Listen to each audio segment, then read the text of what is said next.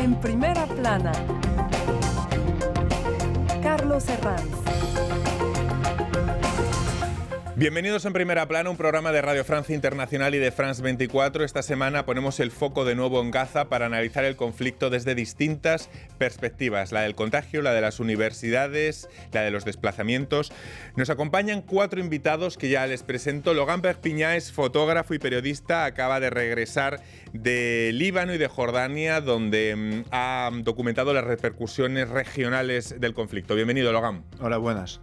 Nos acompaña también Emeline Dutoil, es politóloga y documentalista, está documentando los desplazamientos e intentos de huida de Gaza. Bienvenida. Buenos días, gracias. Ricardo Abdalá, periodista independiente que ha trabajado últimamente con el efecto en las universidades europeas, tanto en Países Bajos, aquí en Francia, también en Bélgica. Bienvenido, Ricardo. Muchísimas gracias. Y en duples, nuestro corresponsal en Tel Aviv, Daniel Blumenthal. Buenos días, Daniel. Buenos días, Carlos, y a todos. El desastre de Gaza, hoy nuestro asunto en Primera Plana. Aumenta el éxodo de gazatíes de Rafah, en el sur de la Franja, mientras el ejército israelí avanza hacia el centro de la ciudad e incluso Netanyahu avisa de que va a intensificar sus operaciones pese a las advertencias de actores como la Unión Europea o los roces con Estados Unidos. El dilema político para Biden, por las fuertes críticas de parte de su electorado más joven ante las elecciones de noviembre y la amenaza de vuelta de Trump, son parte de un tablero complicado, agitado por los movimientos en las universidades y con el riesgo de contagio en la región. Tras más de 7 meses de guerra, desde el ataque de Hamas el 7 de octubre y más de 35.000 muertos, hoy nos preguntamos si hay alguna salida y qué perspectivas se abren, si es que las hay o las podemos encontrar. Repasemos lo que dice la prensa. Diario Le Monde: la entrada de Israel en Rafah fragiliza las esperanzas de una tregua. La Croix: la universidad francesa en tensión. Estudiantes judíos denuncian un clima hostil. El Jerusalem Post: Israel nunca acabará completamente con Hamas en Gaza y se necesita un final. Bueno, luego les preguntaré por sus trabajos e investigaciones a todos sobre terreno, pero antes, una aproximación a este último titular, un titular necesario. ¿Qué tiene que pasar para que ocurra? Dice el rotativo que Israel quizás tenga que asumir que una derrota total de Hamas no va a ocurrir, que hay que partir de esa premisa. Entonces nos preguntamos de qué va a depender, ya no una solución total, pero al menos una tregua estable en el corto plazo. Logan, ¿de qué puede depender? Es una pregunta muy difícil porque andamos desde el 7 de octubre en una zona gris.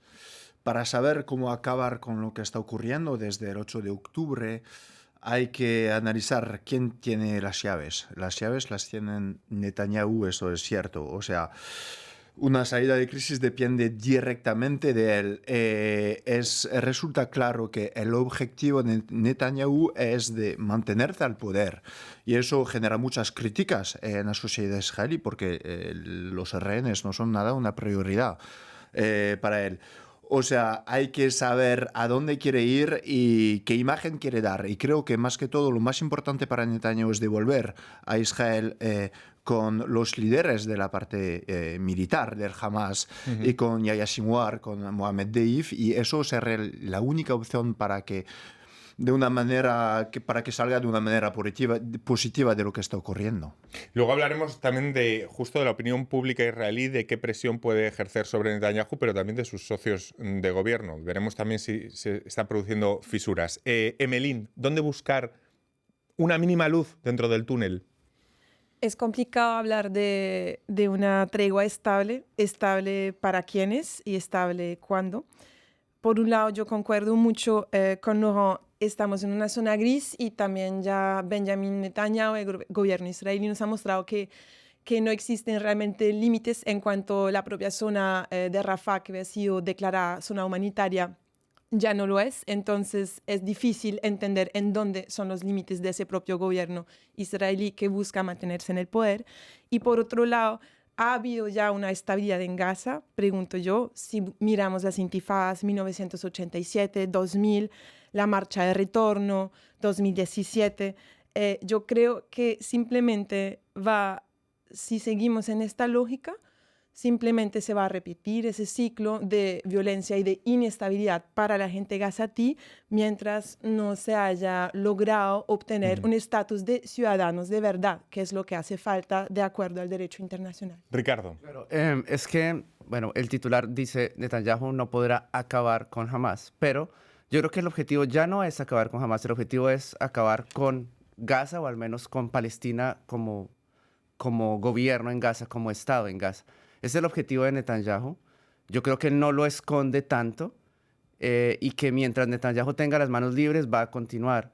Creo que la esperanza podría venir de una presión fuerte de la comunidad internacional de pronto de Estados Unidos, en el momento en que Estados Unidos claramente afirme que Netanyahu debe parar y después habrá que imaginar una reconstrucción. Yo no creo que Israel va a permitir que la población de Gaza regrese al norte. Creo que esa parte está perdida. Habría que garantizar un mínimo, una seguridad, una estabilidad, un gobierno propio en el sur, pero estamos todavía muy lejos de eso. Pues le vamos a preguntar a nuestro corresponsal, Daniel, ¿qué concesiones tiene que hacer cada parte para que al menos pueda haber una especie de tregua en el corto plazo, para que esto ocurra? Sí, Carlos, el primer ministro israelí habla de la victoria total y la misma, si es acaso posible alcanzarla, deberá incluir la eliminación del poderío militar de Hamás y de su capacidad de gobernar en la franja de Gaza, además del regreso a Israel de todos los 132 secuestrados, los vivos y los ya muertos, que se estiman en unos 30, a pesar de no conocerse exactamente el número. Israel oficial entonces está dispuesto a aceptar una tregua y aún una tregua prolongada de varias semanas y hasta escasos meses a cambio del regreso a casa de los secuestrados, pero no acepta la condición de la agrupación Hamás de que se declare un punto final a la guerra con garantías internacionales. O sea, Hamás también quiere su victoria y después de tanta destrucción y tanta muerte, la misma consiste en evitar la victoria israelí. Luego volvemos a Tel Aviv. Emelín, cuéntenos, ¿en qué condiciones se están produciendo los desplazamientos internos en Gaza de los que andamos tan pendientes, especialmente ahora mismo en Rafah? A ver, desde el inicio de la guerra han habido desplazamientos masivos entonces por todo el territorio de Palestina y Israel ha afirmado su control territorial, tengo ganas de decir, casi total de la población en Gaza. Esto no es nuevo. Gaza, para recordar, ¿no? Está encerrada, se califica como una prisión al aire libre desde el bloqueo, sobre todo de 2007 de parte de Egipto e Israel. Entonces, digamos que Israel ya tenía un control bastante fuerte sobre este territorio. Lo que ha pasado ahora es que, bueno, han habido desplazamientos masivos, primero desde el norte hacia el sur de Gaza, Rafah específicamente, que se ha calificado como una zona humanitaria, y luego a partir de inicios de abril, con la amenaza y luego la concretización de una ofensiva en Rafah, se empezaron a volver a desplazar a esa gente ya desplazada hacia zonas dichas humanitarias, que básicamente son zonas, como se ven en esas imágenes, sin acceso al agua por la mayoría, sin acceso a nada dentro de los derrumbes de un territorio ya destruido. Entonces, lo que se puede ver es que existen, por un lado, y esto lo repito porque es muy importante, un control del territorio y un control de los desplazamientos de los gazatíes por el ejército israelí, inclusive en el norte. Tomo como ejemplo el sistema de los QR, de códigos QR, que los gazatíes tienen que escanear, bueno, sin internet, que se pusieron a disposición de parte del ejército israelí, para localizar a cada persona en zonas que están divididas por bloques y luego poder recibir diferentes informaciones de para dónde uno se tiene que mover. Sí, luego vamos tratando diferentes perspectivas para entender cómo funcionan los desplazamientos internos, pero también perspectivas desde fuera de lo que es la Franja de Gaza. Por ejemplo, Logan acaba de regresar del Líbano y de Jordania. Cuéntanos, para estudiar un poco las repercusiones regionales, ¿qué te has encontrado y con qué sensaciones vuelves del Líbano? El Líbano está en una situación difícil desde el pasado 8 de octubre.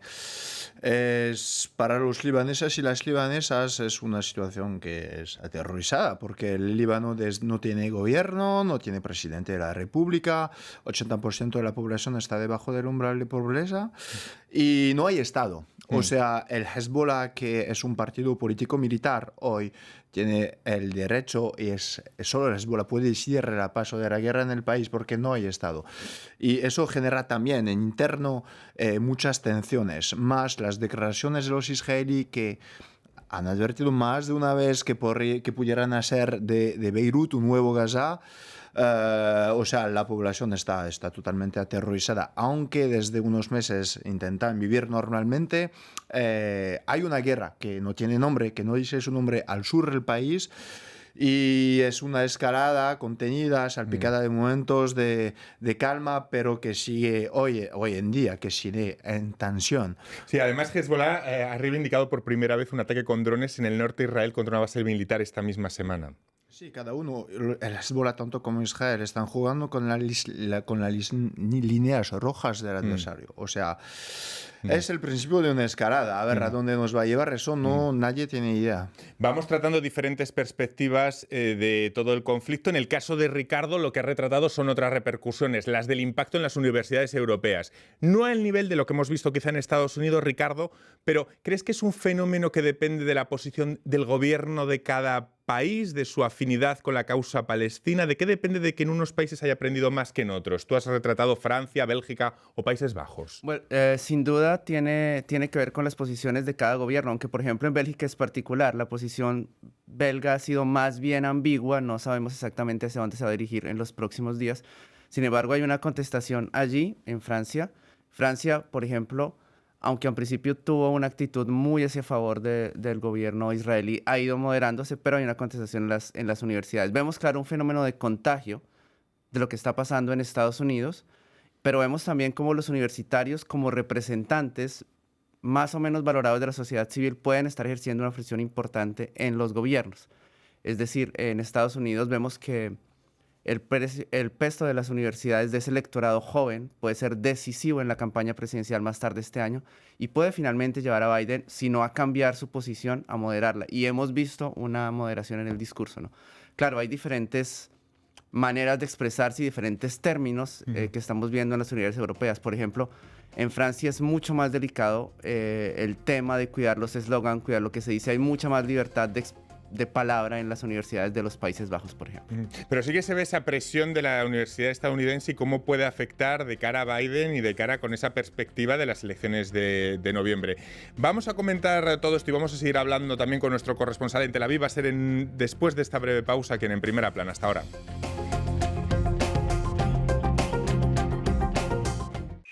Hola, bienvenidos a Migrantes, el programa semanal de France 24 sobre el éxodo. Cada año, miles de personas salen de sus países, buscan un nuevo comienzo, una nueva oportunidad, un mejor futuro. Contamos las historias de exilados, refugiados y solicitantes de asilo. Un viaje por las fronteras para entender el éxodo. Acompáñenme en Migrantes por France 24 y france24.com. Seguimos en Primera Plana esta semana hablando de las repercusiones del conflicto de Gaza. Nos acompañan Logan Perpiñán, Ricardo Abdalá, Emeline Dutel y a distancia Daniel Blumenthal, nuestro corresponsal. Bueno, los gazatíes apenas han recibido ayuda humanitaria. Estábamos hablando con Emeline de cómo ha documentado esos desplazamientos, unos desplazamientos que al principio del conflicto entre Israel y Hamas ya eran bastante complicados. Recordamos cuando bajaban del norte al sur de la franja, pero que ahora todavía se incrementa porque creíamos hasta ahora que Rafah era un sitio seguro, un sitio preservado, y nos damos cuenta que en el fondo no hay ningún sitio preservado en la franja. Exacto, de hecho esto es el sentimiento que expresan los gazatíes con los cuales yo he podido hablar. Today there is no safe place anymore, no hay espacio seguro hoy en día. Vimos, bueno, el desplazamiento masivo que siguió habiendo en Rafah empezó con la parte del este, evacuándose hacia una parte más hacia el mar, por otro lado hacia Deir al-Balah y otra parte más hacia el este de la ciudad, y ahora se está empezando a desplazar nuevamente el centro. Lo que está pasando es que familias que ya se han tenido que desplazar vuelven a tener que caminar ya en condiciones en una situación humanitaria desastrosa. Entonces lo que se puede decir es que estamos asistiendo a una especie de espacio de la muerte, porque estamos hablando de personas vulnerables, que ya no tienen casi condiciones de mantenerse de pie. Entonces es una situación bastante desastrosa que hace temer una especie de una exterminación o una mayor barbarie a través de esos desplazamientos adentro de Rafah. Francesca Albanese ha retratado justo muy bien lo que está comentando Evelyn, la relatora especial de Naciones Unidas para los territorios palestinos ocupados en la red social X. Ha dicho: Israel utiliza jerga del derecho internacional humanitario, alertas, órdenes de evacuación, zonas seguras, para crear la ilusión de que sus operaciones militares aseguran la protección de civiles. Este camuflaje humanitario, utiliza esos términos, ha de facto transformado Gaza en un lugar sin civiles, en donde todo es destrozable y todas las personas son asesinables. Es tremendo. Quizá los ataques israelíes a campos de refugiados ha sido el episodio que más indignación está despertando a nivel internacional. No sé si lo habéis percibido así, por ejemplo, en las universidades, Ricardo. Claro, sin duda, eso también ha llevado a que un movimiento que no fue mayoritario al principio haya ganado espacio, no solo entre los estudiantes, y es importante, por ejemplo, que en Estados Unidos y muy notoriamente en los Países Bajos los profesores se están sumando.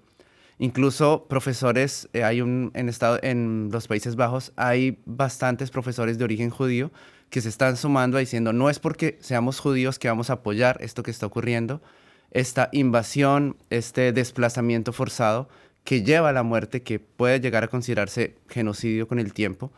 Entonces, creo que este ataque, este irrespeto total por el derecho humanitario, este ataque a los trabajadores de la ONU, este bombardeo de hospitales está llevando a que lo que en un momento había podido ser no aceptable, pero digamos comprensible, cada vez lo es menos, y cada vez son mayores las franjas de la comunidad académica que no están dispuestas a aceptar, a tolerar o a permanecer indiferentes frente a una barbarie que sigue aumentando.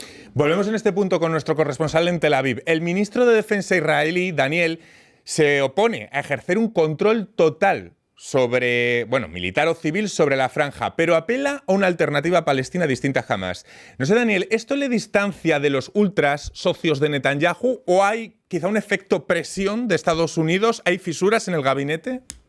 En efecto, el miércoles pasado el ministro de Defensa, Yoav Gallant, salió en forma abierta contra el primer ministro y jefe de su partido, Likud, que es Netanyahu. Gallant oye las quejas del Comando General del Ejército que, a falta de estrategia diplomática que permita poner fin a la guerra con logros reales para Israel, como el alejamiento de Hamás de las bases del poder en Gaza, se ven obligados a volver a lanzar ataques contra zonas que ya fueron ocupadas, como Jebalia y Han Yunes, y teóricamente limpiadas de terroristas, como dice la jerga militar, aumentando dolorosamente el número de bajas militares israelíes. Netanyahu se opone e hizo lo posible durante años para evitar una pacificación entre las dos principales facciones palestinas, Fatah y Hamás, ya que la división interna palestina les sirvió de excusa para evitar mantener negociaciones en vías a una solución del conflicto que incluya la creación de un Estado palestino. Ahora, manejado a sabiendas por la extrema derecha de su coalición, hace exactamente lo mismo. No planifica un fin político para la guerra y el resultado podría llegar a ser un control militar y civil israelí sobre la franja de Gaza y sobre 2 millones de civiles palestinos, y eventualmente la vuelta de la colonización judía allí, el sueño dorado de la extrema derecha israelí y la bancarrota económica para Israel.